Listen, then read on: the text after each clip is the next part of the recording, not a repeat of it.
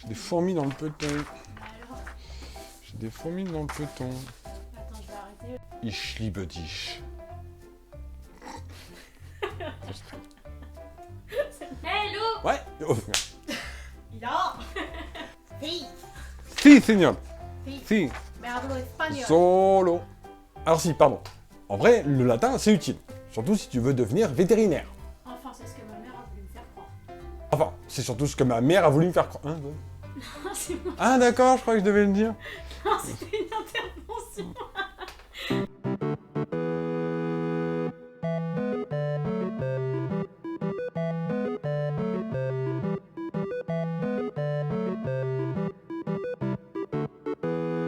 Hey, salut tout le monde et ravi de vous retrouver pour une nouvelle vidéo. Et aujourd'hui, on va parler du Japon. Encore, vous allez me dire? Oh non, je vous rassure, on va plus précisément parler de la langue japonaise.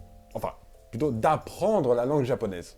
Ouais, je sais, c'est pas très clair, mais disons qu'on y reviendra un peu plus tard. Et répondons d'abord à la question qui est: pourquoi apprendre une langue étrangère? Quel intérêt d'apprendre une autre langue en plus de ta langue maternelle? Quel intérêt d'apprendre une autre langue alors que tu as déjà du mal à apprendre ta propre langue? Eh bien pour moi, la réponse se compose de plusieurs possibilités. Soit tu vas apprendre une langue pour le travail, soit tu vas apprendre une langue pour voyager, soit tu vas l'apprendre parce que tu as envie de vivre dans le pays de tes rêves, ou alors tout simplement parce que tu as envie de l'apprendre pour ton propre enrichissement personnel. Sauf que non, parce qu'à la base, c'est surtout parce que c'est obligatoire. Et ouais, et ça commence dès la primaire. Alors à mon époque, tu commençais à apprendre l'anglais dès le CM2, mais depuis 2010, tu commences à apprendre l'anglais dès le CE1.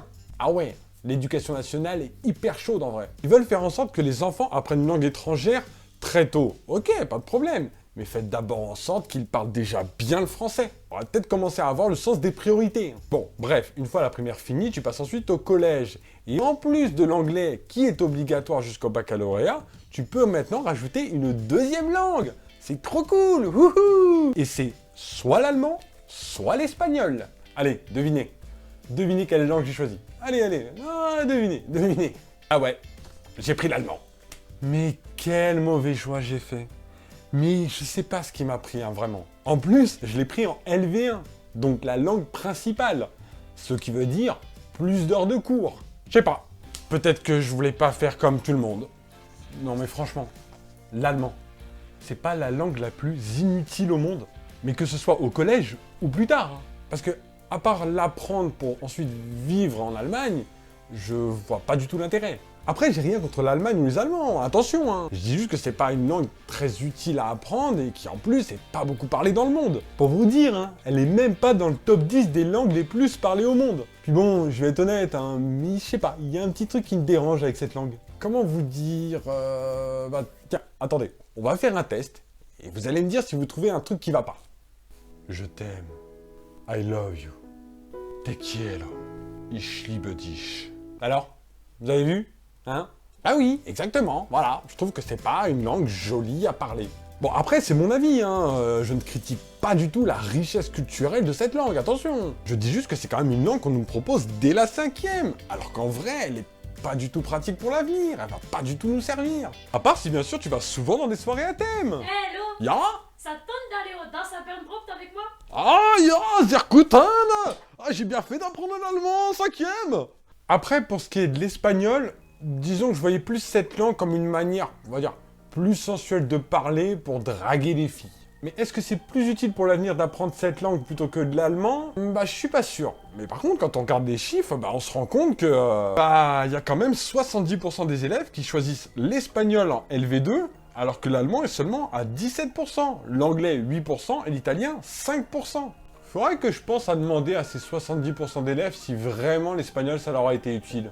Mais là, je vais plutôt rebondir sur les fameux 8% qui choisissent l'anglais en LV2. C'est peu, oui, vous allez me dire, mais ça veut aussi dire que 94% des élèves choisissent l'anglais en LV1. Et là, je dis ok. Pour le coup, c'est vraiment une langue qui peut être pratique pour l'avenir, et ça pour plusieurs raisons. Même s'il nous faisait bien chier avec son Where is Brian? Mais putain, ça fait 30 fois que je te dis que Brian go in the kitchen, là, va voir. Tu vas arrêter de me la poser, ta question? Après, je me rends compte avec le recul que j'aurais mieux fait d'être plus studieux en cours d'anglais. Je Je pense que ça m'aurait vraiment aidé quand je suis parti plusieurs fois au Japon. Parce que se faire traduire tout ce que peuvent dire les Japonais, bon pour le coup en anglais, parce que toi, t'es pas foutu de comprendre un seul mot, je peux vous dire que c'est hyper frustrant. Après, c'est pas pour autant que je me suis mis à apprendre l'anglais. Hein. Non.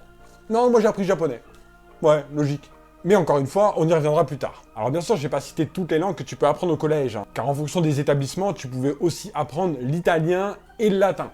Mais bon, entre une langue qui te permet juste de choper Monica Bellucci et une autre qui est considérée comme une langue morte, excusez-moi de remettre en question l'utilité de ces langues. Alors si, pardon. En vrai, le latin, c'est utile. Surtout si tu veux devenir vétérinaire. Et là, vous allez me dire pourquoi? Eh bien, simplement parce que certains composants des médicaments qu'on donne à nos très chers animaux, ils sont écrits en latin. Et ouais, parce que si vous avez pris le temps de bien apprendre le latin, demain, si vous êtes à un entretien d'embauche, vous êtes large. Alors, très bien pour moi. Du coup, j'ai une dernière question à vous poser.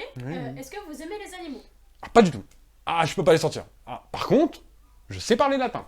Parfait, vous êtes engagé. Donc désolé, j'avoue, je fais ma mauvaise langue.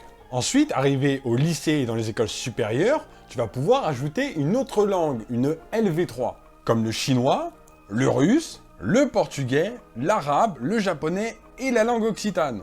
Bref, plus ça va, et plus tu as l'embarras du choix en matière de langue.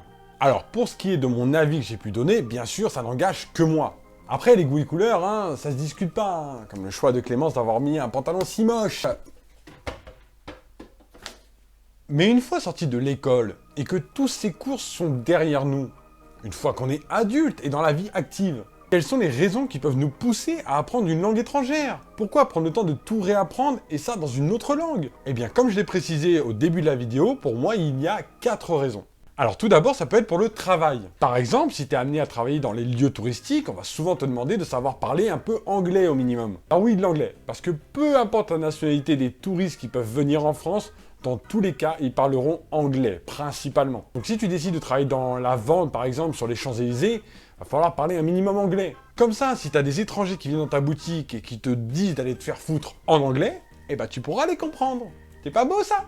Bon, je troll un peu, j'avoue. Mais attends, c'est pas un peu la base de nos vidéos? Bref, deuxième raison. Tu peux aussi avoir envie d'apprendre une langue étrangère parce que tu as envie de voyager. Alors tu auras le choix. Soit tu vas apprendre l'anglais qui te permettra un peu de communiquer dans pratiquement tous les pays du monde, ou bien tu vas juste apprendre la langue du pays dont tu es tombé amoureux et que tu adores visiter. Mais dans les deux cas, tu pourras au moins communiquer avec les gens qui y vivent. Parce que quoi de plus frustrant que d'aller dans un pays et de ne pas pouvoir communiquer avec les locaux? Alors dans certains pays, tu pourras même t'en sortir même sans parler un minimum anglais, Mais ça sera très limité et tu te contenteras de pointer du doigt les choses que tu veux aller voir ou que tu veux tout simplement. En gros, en bon vieux touriste qui a l'air con. Ou alors, tu fais comme moi et tu t'assures de toujours voyager avec des bilingues. Ah, perso, moi je préfère ça que d'avoir l'air con. Ah ouais. Ensuite, tu as une troisième raison. Et ça, c'est tout simplement parce que tu as envie d'aller vivre dans le pays de tes rêves. Et cette raison s'accompagne généralement d'une autre raison, qui est que tu veux tout simplement l'apprendre pour ton propre enrichissement personnel. Et moi, je trouve que c'est la meilleure des raisons. Que tu veuilles apprendre une langue étrangère parce que tu te passionnes pour le pays en question, ou que tu apprennes cette langue pour vivre dans le pays plus tard. Dans tous les cas, pour comprendre un pays et sa culture, il faut comprendre sa langue. Que ce soit à l'écrit ou à l'oral. Tout simplement parce que l'histoire d'un pays passe avant tout par deux choses. Tout d'abord par son écrit qui traverse le temps, mais aussi par son langage qui évolue aussi avec le temps. Tu peux arriver dans une ville telle que Tokyo et juste savoir parler un minimum anglais. Et sans parler la langue, tu passeras à côté de tellement de choses. Tu ne feras qu'effleurer une petite partie de ce qu'est vraiment le pays. C'est comme ces gens qui te disent ouais, j'ai passé 2 semaines à Tokyo, je connais grave le Japon. Et à toi, je te dis, ferme-la. Non mais vraiment, ferme-la.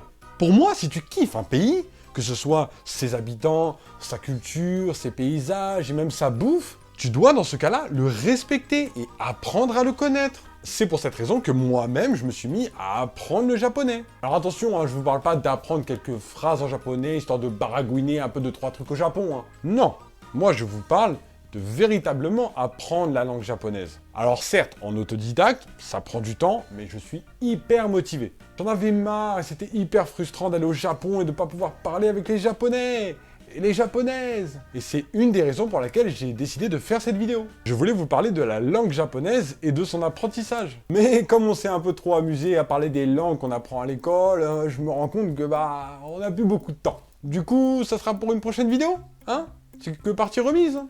En tout cas, ce qu'il faut retenir de cette vidéo, c'est que peu importe la langue étrangère que vous décidez d'apprendre, la chose la plus importante, c'est de rester motivé et de ne pas lâcher. Alors, peu importe vos projets, hein, qu'ils se réalisent ou non, dans tous les cas, ça sera toujours bon pour votre enrichissement personnel. Et même si c'est de l'allemand. Oh, le forceur!